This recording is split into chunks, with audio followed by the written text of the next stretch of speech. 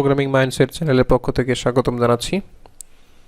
আজকে আমরা PHP অ্যারের কিছু বিল্ট ইন ফাংশন সম্পর্কে আপনাদের সাথে আলোচনা করব।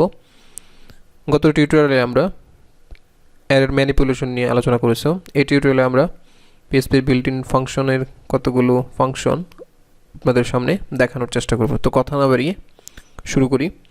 এখানে আমি ইনিশিয়ালি একটি অ্যারেকে ডিফাইন করে রেখেছি। আমি যদি এখানে প্রিন্ট করি তাহলে দেখতে পারবো একটি অ্যারে প্রিন্ট হয়েছে। আপনারা জানেন যেহেতু গত পর্বে কয়েকটি পর্ব আগে আমি দেখিয়েছি এটা একটি ইন্ডেক্সিং অ্যারে। তো আপনি চাইলে এই অ্যারের যে ভ্যালু এই সবগুলোকে আপনি একসাথে সাম করে ফেলতে পারেন। সেটা করার জন্য আমি টোটাল নামে একটা ভেরিয়েবল নিলাম, অ্যারে সাম।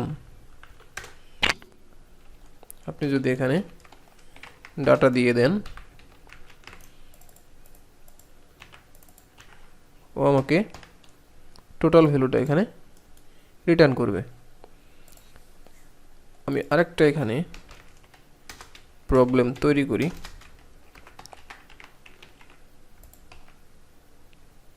দেখেন আপনি যেহেতু এখানে স্ট্রিং নিয়েছেন ও কিন্তু স্ট্রিংটাকে ইগনোর করে ফেলছে। আপনি অ্যারে সাম ইউজ করার সময় মাথায় রাখবেন আপনি যে অ্যারে সামটা করছেন সব এলিমেন্টগুলো যেন ডাবল অথবা ইন্টিজার টাইপের ডাটা হয়। সেক্ষেত্রে অ্যারে সামের ভ্যালুটা আপনি একজ্যাক্ট পেয়ে যাবেন। তো এরপর আসি অ্যারের খুব গুরুত্বপূর্ণ একটা ফাংশন, সেটা হলো কাউন্ট। কাউন্ট কি করে? আমাদের অ্যারেতে যতগুলো এলিমেন্ট আছে সবগুলোর একটা কাউন্টিং নাম্বার আপনাকে রিটার্ন করে। অর্থাৎ এইখানে আমাদের মোট 5টা ডাটা রয়েছে। এখানে 5, আমি যদি রিফ্রেশ করি তাহলে 5ই রিটার্ন করবে। এখান থেকে যদি আমি 2টা ফেলে দেই তাহলে 3 রিটার্ন করবে। তো কাউন্ট ফাংশনটা আপনি বিভিন্ন কাজে ইউজ করতে পারেন। অনেক সময় কন্ডিশন দিতে হয় আমাদের যে কাউন্টের বেশি অথবা কম হলে এই কাজ করবে অথবা এই কাজ করবে না। এছাড়াও আপনি যখন লুপ থ্রো করবেন, আইটারেশন করবেন, সেখানেও কিন্তু আপনি ম্যাক্সিমাম ভ্যালু অথবা মিনিমাম ভ্যালু কন্ডিশনের সময় আপনি কাউন্টকে কাজে লাগাতে পারেন। এছাড়াও আরও একটি মজার ফাংশন রয়েছে PHP অ্যারে, সেটা হলো অ্যারে কলাম। তো অ্যারে কলাম নিয়ে আপনি যদি কাজ করতে চান তাহলে আপনাকে একটি অ্যারে প্রথমে ডিফাইন করতে হবে এবং অ্যারে কলাম কি কাজ করে সেটা আমি আপনাকে উদাহরণের মাধ্যমেই এখানে বুঝিয়ে দিচ্ছি, সেটা আপনাদের জন্য বুঝতে সুবিধা হবে। আমি এখানে একটি ইউজারের অ্যারেকে কপি করে আপনাদের সামনে পেস্ট করলাম। এখানে দেখতে পাচ্ছেন আপনার ডাটা ফরম্যাট কিন্তু সেম, অর্থাৎ এটা একটি মাল্টি ডাইমেনশনাল অ্যারে। আমি যদি এখানে ডাটাকে এগুলো ফেলে দিয়ে ডাইরেক্ট এখানে প্রিন্ট করি তাহলে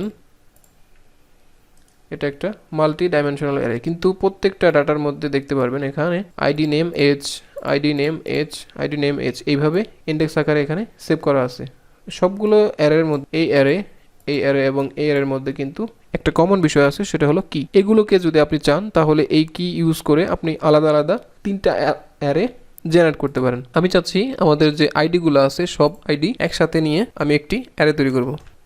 ফাংশনের ভিতরে আমি এখানে ডাটা দিয়ে দিলাম আর ভ্যালু হবে আইডি, অর্থাৎ প্রথম আর্গুমেন্টটা হবে আমাদের অ্যারে, দ্বিতীয় প্যারামিটারটা হবে আমাদের অ্যারের কিটা। অবশ্যই এটা আমাকে মাল্টিপল ডাটা হতে হবে। আমি যদি এখানে আইডি প্রিন্ট করি তারপর দেখতে পারবেন 1 2 3, অর্থাৎ 1 2 3। এরপরে যদি আমি এখানে নেম দিয়ে দিই এবং নেমকে যদি প্রিন্ট করি তাহলে দেখতে পারবো এখানে নেমগুলো অ্যারে আকারে চলে আসে। ঠিক একইভাবে আমি যদি এখানে এজগুলো কাউন্ট করি, এজগুলো একসাথে নিয়ে নতুন একটি অ্যারে তৈরি করি তাহলে এজের কিটা এখানে দিয়ে দিলাম এবং এজ। দেখেন এখানে এজগুলো আমার ডাটা সবগুলো আলাদা হয়ে গেছে। অর্থাৎ চাইলে আপনারা যে কোনো এরকম মাল্টি ডাইমেনশনাল অ্যারেকে অর্থাৎ অ্যাসোসিয়েটিভ অ্যারেকে চাইলে আপনারা এইভাবে অ্যারে কলাম ইউজ করে সহজেই নতুন আরেকটি অ্যারে জেনারেট করতে পারেন। তো আজকের ভিডিও এই পর্যন্তই। পরবর্তী ভিডিওতে আমি আরও PHPর অ্যারের বিল্ট ইন ফাংশন নিয়ে আলোচনা করব। তো সে পর্যন্ত ভালো থাকবেন।